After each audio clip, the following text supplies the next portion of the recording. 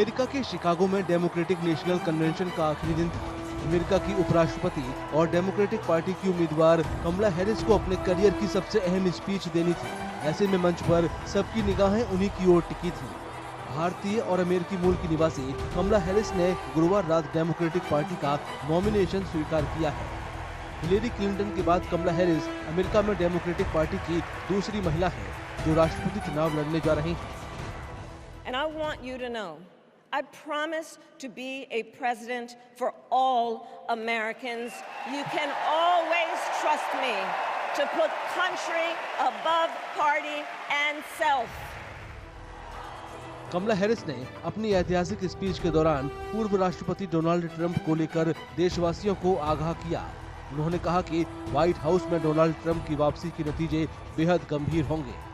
कमला Harris ने 2020 का जिक्र करते हुए कहा कि ट्रंप ने ही यूनाइटेड स्टेट्स कैपिटल में भीड़ को हवा दी थी। In many ways, Donald Trump is an unserious man. But the consequences of putting Donald Trump back in the White House are extremely serious. Consider not only the chaos and calamity when he was in office, but also the gravity of what has happened since he lost the last election. उपराष्ट्रपति कमला Harris ने सत्ता में आने पर middle class, मजदूरों, छोटे व्यवसायों और अमेरिकी कंपनियों को एक साथ लाने का वादा किया। कमला हैरिस ने कहा कि वे अपॉर्चुनिटी इकोनॉमी बनाएंगी, जहां हर किसी को कंपटीशन के साथ साथ कामयाब होने का मौका मिलेगा। कमला हैरिस ने कहा कि वो गर्भपात अधिकारों पर कानून बनाने पर ध्यान देंगी। डेमोक्रेटिक पार्टी की उम्मीदवार ने दावा किया कि अमेरिका स्पेस और आर्टिफिशियल इंटेलिजेंस के सेक्टर में दुनिया में राज करेगा। अपनी स्पीच में कमला हैरिस ने यूक्रेन और नाटो सहयोगियों के साथ मजबूती से खड़े होने का वादा किया। साथ ही उन्होंने गाजा में युद्ध खत्म करने की वकालत भी की। Well, we trust women. We trust women.